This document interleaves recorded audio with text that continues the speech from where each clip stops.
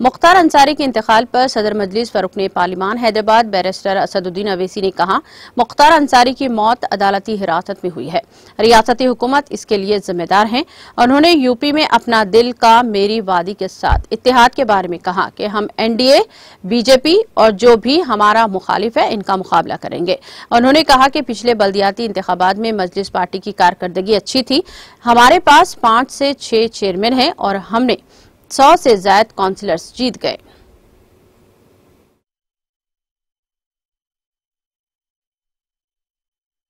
Judicial custody में उनकी मौत हुई है और यहाँ की प्रदेश सरकार उसकी जिम्मेदार है, तो हम उनको कंडोलेंसेस और पुरसा देकर आए।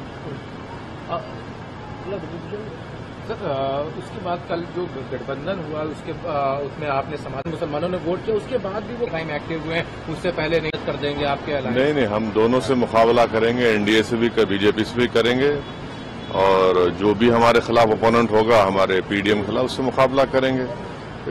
पिछले निकाय चुनाव में अच्छा खासा एमआईएम का परफॉर्मेंस रहा। 5 से 6 हमारे चेयरमैन हैं, कई जगह पर हम दूसरे नंबर पर आए। हमारे 100 से ज्यादा हमारे कॉरपोरेटर जीते हैं।